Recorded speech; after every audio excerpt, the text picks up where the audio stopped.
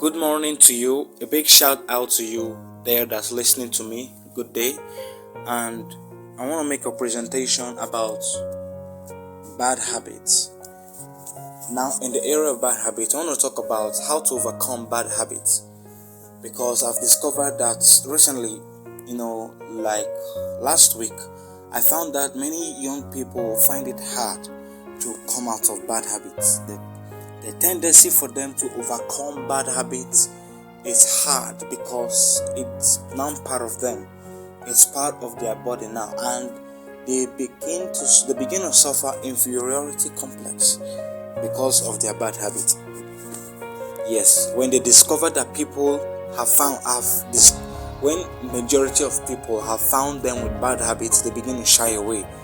But thank God that there are ways to overcome bad habits. So if you are part of them who needs this podcast, I want you to stay put.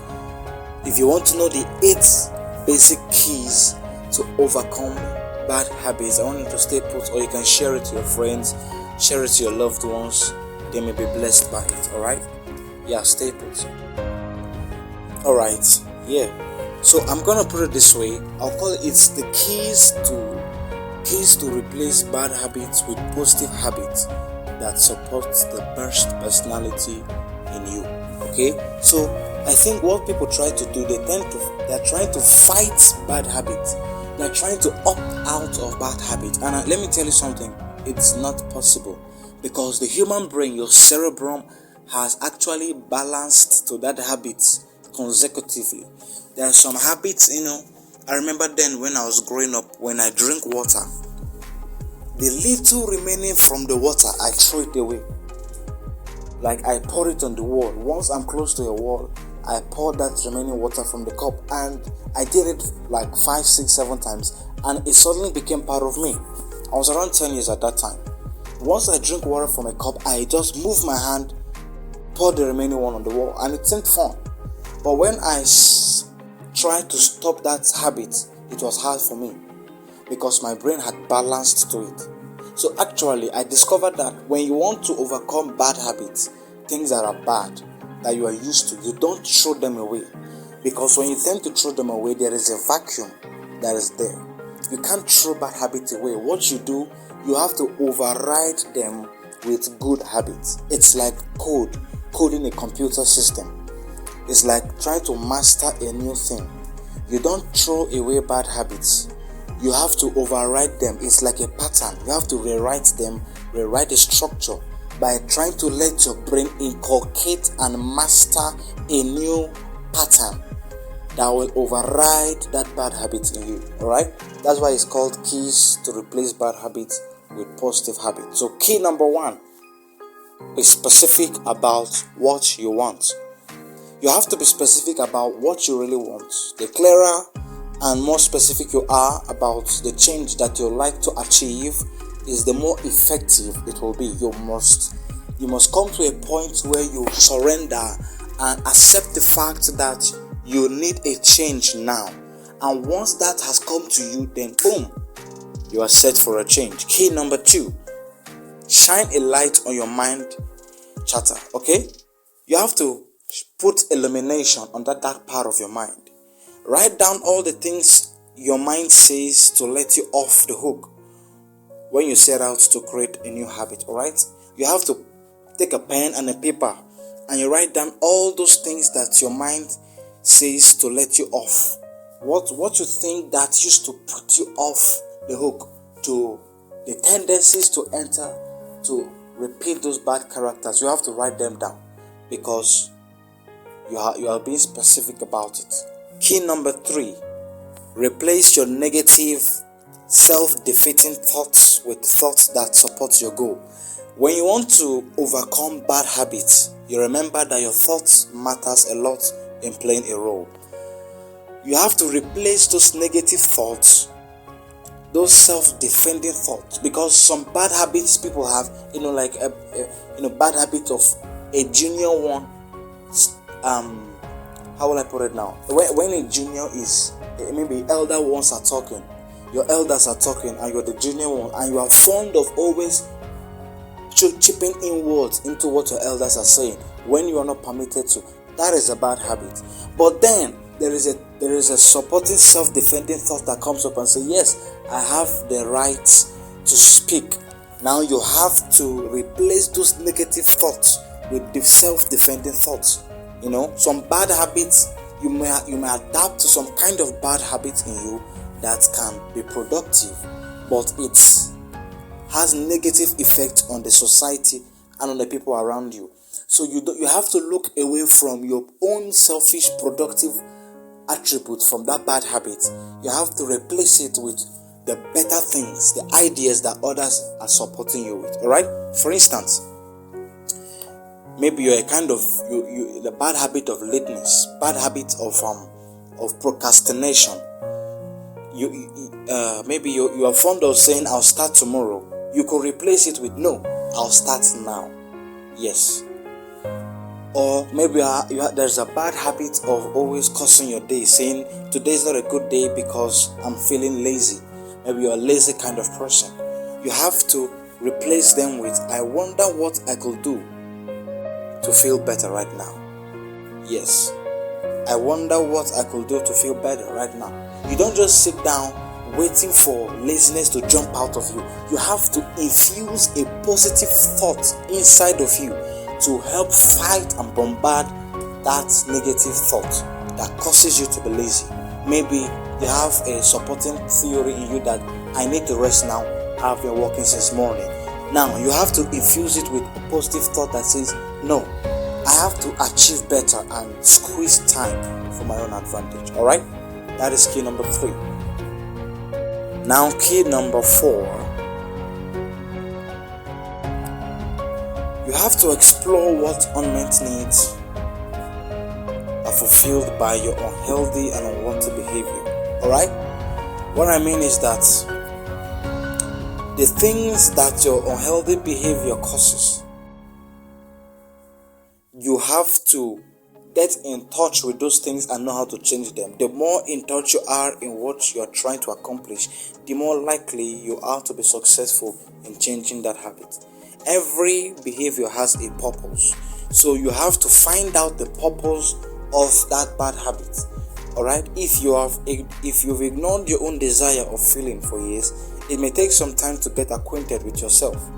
Under every feeling sufferer is an unmet need to get curious. And remember, feelings are accurate signposts to your true self and stepping stones to transformation.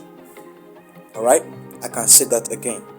I said feelings are accurate signposts and your true self to stepping stones to transformation. Alright, so you have to point out the feelings that encourages you to go on with that bad habit. When one of my bad habits then was going late to school. Yes, I went late to school very well. And one of the things that sponsored my going late to school is that whenever I'm going late to school and I reach the gate of the school, I see other students who are late with me, I'll be satisfied. So if I want to conquer that habit of going late, I have to remove that satisfactory mindset from my heart that, because others are going late, I have to go late. I have to touch that feeling of satisfaction. I have to remove it and make myself dissatisfied of going late. That's what I'm trying to talk about. Alright, so key number 5, set a small goal. Set a small goal. A minor change is easier to implement once the small shift is a habit. Alright, set another small goal. Big changes are harder to sustain and are often abounded. For example, no more junk food might last for a day. I'll have a salad for lunch is far more likely to be sustained. The brain pays attention to what we repeatedly do, not what we occasionally do. Right? What I'm trying to say is, if you are trying to break a bad habit, you have to purposely you have to give yourself goal. You have to give yourself task to fulfill. You have to give yourself goal. Maybe you have a bad habit of eating junks. It's a bad habit actually. But I don't know what you say about that, but as for me, eating junks, eating too much excess sugar, addicted to sugar, if you want to stop that, you have to start giving yourself boundaries in getting closer to sugar and junks. Alright? Now, key number 6, mentally rehearse the outcome you want. Brain research has shown that when we rehearse the result we want, the frontal lobe, that's the higher logical part of the brain, is activated.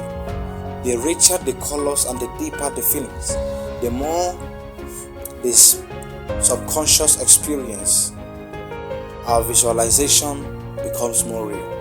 This then catapults us into faster changes in us. Alright? What I'm trying to say is that you need to begin to rehearsing what you want to achieve helps the brain to make you adapt to that thing. When you pretend you are stammering, one day you begin to stammer.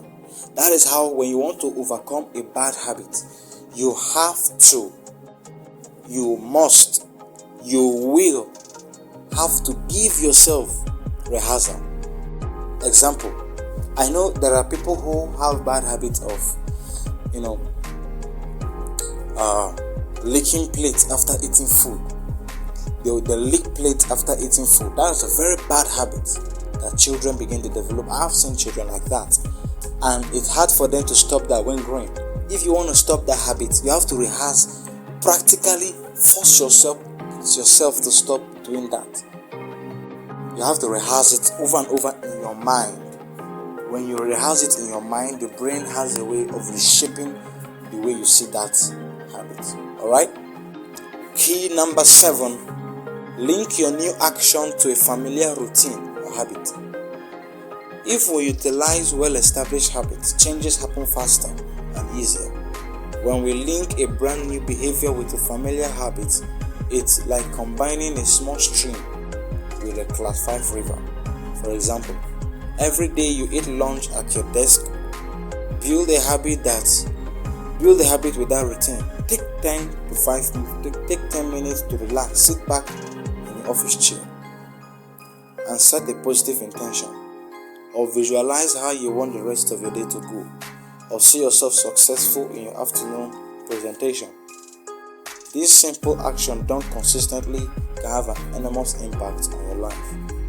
Or let's say that your husband or boyfriend reads the newspaper each morning and it typically annoys you.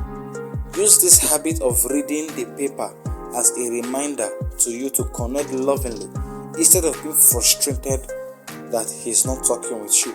Go over and put your arms around him and give him a hug. Now your brain is cued to remind you to take action that supports your goal. Alright? Like a more loving relationship. Linking a new behavior to one that is already on autopilot maximizes ease and adds enormous momentum to any potential change. Alright? Now key number 8, which is the last key. Make a commitment to act on the new behavior no matter what. If you're going to walk, pick time that is most convenient to set yourself up for success. But if you've forgotten to walk and it's 9 p.m., do it anyway. This determination shows that you mean business, and also makes it unpleasant for you to forget the next day. Alright? What I'm trying to say is you have to discipline yourself, make commitments to establish that new behavior in you.